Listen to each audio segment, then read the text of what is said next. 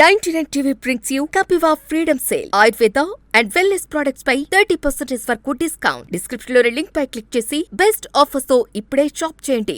ఇక సుగాలి ప్రీతి అంశం పవన్ కళ్యాణ్ జనసేన పార్టీ నుంచి చాలా సీరియస్ గా ఈ అంశాన్ని లేవనెత్తారు. సుగాలి ప్రీతికి న్యాయం జరగాలి, నేనుంటాను అని చెప్పి కర్నూలులో అప్పట్లో ఒక సభ కూడా పెట్టారు. వాస్తవానికి 2019 ఆగస్టు 17న ఈ ఘటన జరిగింది. అంటే నిన్నటికి ఈ ఘటన జరిగి సరిగ్గా 7 ఏళ్లు.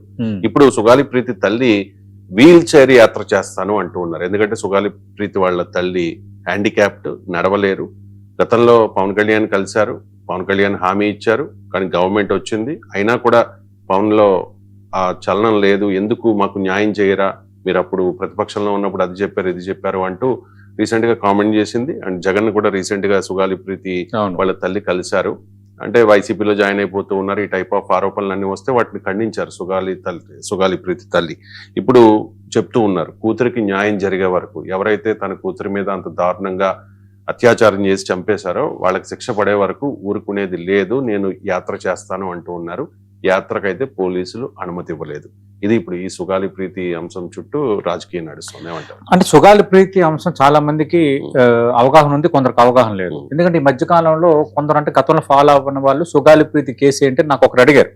ఫస్ట్ అసలు ఏం జరిగిందంటే ఇది కూడా ఒకసారి చెప్పాలి మనం, ఎందుకు ఇష్యూ మళ్ళీ రేపొద్దున ఆమె పాదయాత్ర స్టార్ట్ చేస్తోంది తల్లి, న్యాయం జరగట్లేదు అన్నది. కాబట్టి 2017 ఆగస్టు 19న కర్నూలులో ఈ కట్టమంచి రామలింగారెడ్డి రెసిడెన్షియల్ పాఠశాలలో 10వ తరగతి చదువుతున్న సుగాలి ప్రీతి అనుమానాస్పదంగా మృతి చెందింది.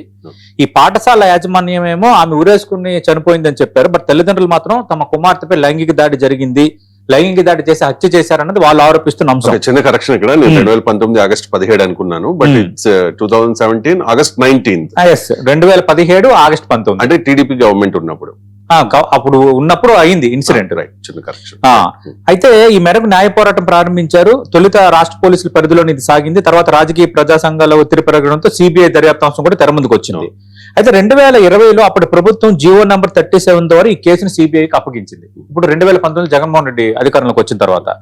అయితే ఇదే సమయంలో కేసు దర్యాప్తు వ్యవహారం మరుపు తిరిగింది. సిబిఐ కేసును స్వీకరించేందుకు విముఖత వ్యక్తం చేస్తూ హైకోర్టు కొన్ని వివరాలు ఇచ్చింది. కేసులో అంతర్రాష్ట్ర పరిణామాలు లేదా సిపిఐ జోక్యం అవసరమైనంతగా సంక్లిష్టత కనిపించడం లేదని సిబిఐ ఆల్రెడీ కొంత వైఖరి వెల్లడించింది. అయితే ఈ కేసును సిబిఐకి అప్పగించిన దర్యాప్తు ఎందుకు ముందుకు సాగడం లేదన్న ప్రశ్న మరోసారి ముందుకు వచ్చింది. ఈ పరిస్థితుల్లో పవన్ కళ్యాణ్ కూడా గతంలో ఈ కేసులో సాక్ష్యాలు తారుమారయ్యాయి, డిఎన్ఏ ఆధారాలు సరిపోవడం లేదని వ్యాఖ్యానించారు. అసలు ఈ సాక్ష్యాల పరిస్థితి ఏంటి, కేసు దర్యాప్తు ఏ దశలో ఉంది, నిందితులపై తదుపరి చర్యలు ఏంటి అన్న ప్రశ్నలు మరింత తీవ్రమయ్యాయి. 2019 ఎన్నికలకు ముందు ప్రతిపక్ష నేతగా ఉన్న సమయంలో పవన్ కళ్యాణ్ ప్రీతి కుటుంబాన్ని కూడా పరామర్శించారు. అధికారంలోకి వస్తే ఈ కేసును పరిష్కరించి బాధిత కుటుంబాన్ని న్యాయం చేస్తామని హామీ ఇచ్చారు. 2020లో అంటే జగన్మోహన్ రెడ్డి అధికారంలోకి వచ్చిన తర్వాత కర్నూలులో నిర్వహించిన జనసేన కార్యక్రమంలో కూడా ఈ కేసును సిబిఐకి అప్పగించాలని డిమాండ్ చేస్తూ పవన్ కళ్యాణ్ ఒక ఉద్యమం తీసుకున్నారు, ఒక భారీ బహిరంగ సభ కూడా ఏర్పాటు చేశారు. అయితే జగన్మోహన్ రెడ్డి ప్రభుత్వం దీన్ని సిబిఐ దర్యాప్తుకు అప్పగిస్తూ జీవో కూడా జారీ చేసింది. దాంతో పవన్ కళ్యాణ్ డిమాండ్ మేరకు సిబిఐ దర్యాప్తు వచ్చిందన్న చర్చ జనసేన వీళ్ళందరూ మాట్లాడుకున్నారు. కానీ ఇప్పుడు ఎందుకు ఇప్పుడు ఇష్యూ అంతా అయింది.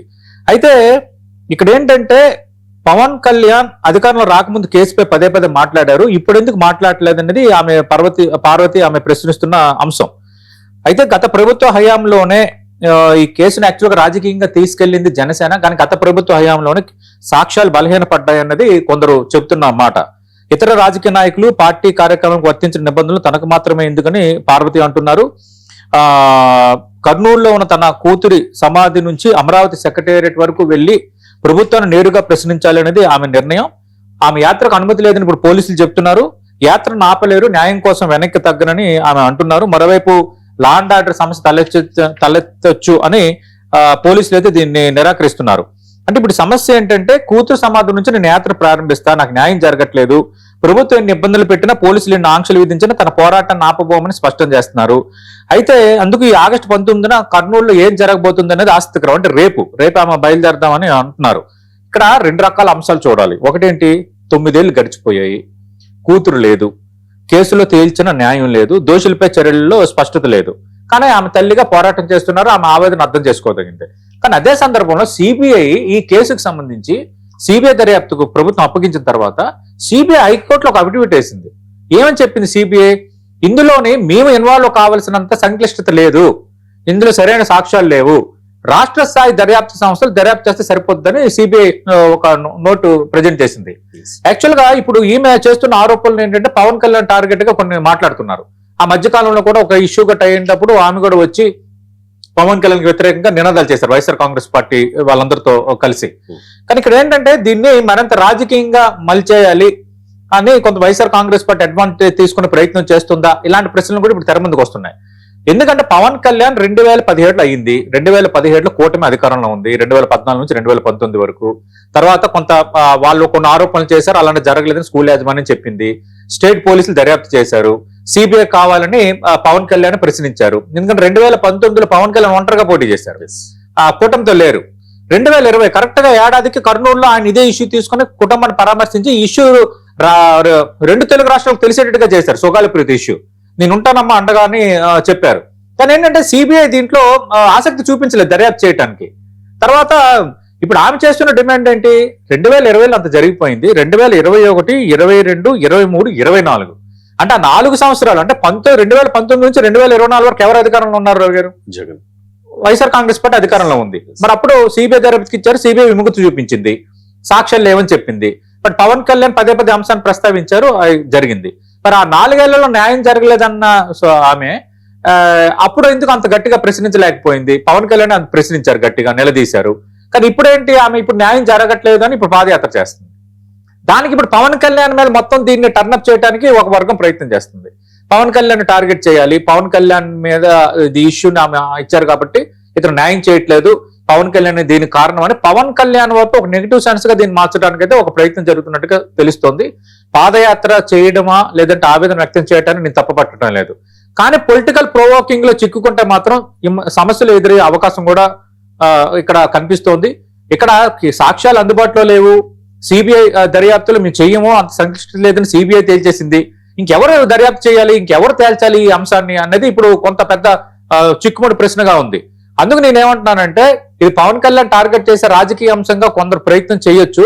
కానీ అలా కాకుండా ప్రభుత్వం మరోసారి ఈ కేసుని ఒక్కసారి రీవిజిట్ చేసి మరొకసారి పర్ఫెక్ట్ గా ఒక నిజాధికారి అధికారితో దర్యాప్తు చేసేసి ఏది ఫ్యాక్ట్ తేల్చాలి, వాళ్ళు చెప్తున్న ఫ్యాక్టా తల్లి చేస్తున్న ఆరోపణల ఫ్యాక్ట్ అనేది మరోసారి తేల్చితే ఈ ఇష్యూ అనేది క్లోజ్ అవుతుంది. ఏదేమైనా అమరావతి వరకు ఆమె పాదయాత్ర చేస్తారంటే అనుమతించే వాతావరణం అయితే లేదు. ఏదేమైనా ఇందులో ఒక రాజకీయం ఉంది, కొంత ఆవేదన ఉంది. ఈ రెండు కలగలిపిన అంశం కాబట్టి ఇది పొలిటికల్ గా ఏ మూవ్మెంట్ తీసుకుంటుందో అనేది చూడాలి. 99 TV brings you Kapiva Freedom Sale. Ayurveda and wellness products పై 30% వరకు డిస్కౌంట్. డిస్క్రిప్షన్ లో లింక్ పై క్లిక్ చేసి బెస్ట్ ఆఫర్స్ తో ఇప్పుడే షాప్ చేయండి.